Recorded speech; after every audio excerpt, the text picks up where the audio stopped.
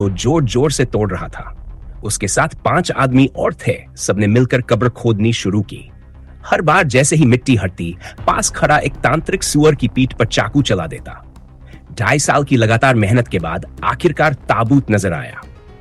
अब जिम्मेदारी थी फेंगशुई मास्टर कियांग की। उसने नीचे झुककर देखा। ताबूत से ठंडी काली हवा निकल रही थी। ऊपर रखा लाल कपड़ा हटाया गया तो सबकी आंखें चौंध दिया गई। 5 आदमी नीचे उतरे और मिलकर ताबूत को गाड़ी में रख दिया। कियांग ने परंपरा अनुसार एक सिक्का कब्र में फेंका और वहां से चला गया।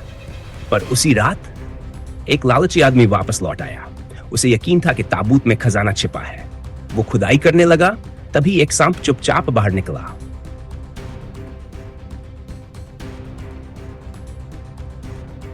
अचानक आसमान काला हो गया और जोरदार बारिश शुरू हो गई। कियांग को शक हुआ और उसने मालिक से कहा कि अब दफन करना ठीक नहीं। मालिक ने उसकी बात मानी और ताबूत को गोदाम में रख दिया गया। रात होते ही लोगों ने ताबूत खोलने की कोशिश की। तभी तांत्रिक शाओ मेई वहां पहुंच गई। ताबूत उसी वक्त खुला और अंदर से निकली काली हवा सीधा शाओ मेई सेट कराई। वही बेहोश होकर गिर पड़ी। उसी वक्त तक मालिक का पोता एक अजीब आवाज सुनता है। मर चुके पिता की आवाज आती है, खिड़की खोलो। वो जैसे ही खिड़की खोलता है, पीछे से एक काली परछाई आती है। उस दिल का दौरा पड़ता है और उसकी मौत हो जाती है। मालिक दाशान को भी एक फोन आता है। उसे भी खिड़की खोलने के लिए कहा जाता है।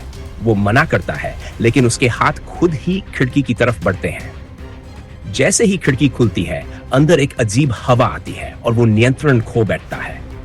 जब कियांग और उसका दोस्त पहुंचे, देखा दाशान टेबल पर अजीब तरीके से खड़ा है। तभी एक ताकत ने उसे धक्का दिया और वो मर गया। अब सबको समझ आ गया कि ये सब ताबूत की आत्मा का काम है।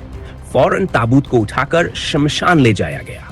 जैसे ही आग लगाई गई, अंदर की आत्मा बाहर निकल नहीं, उसे पूरी तरह भस्म कर दिया। एक बड़ा खतरा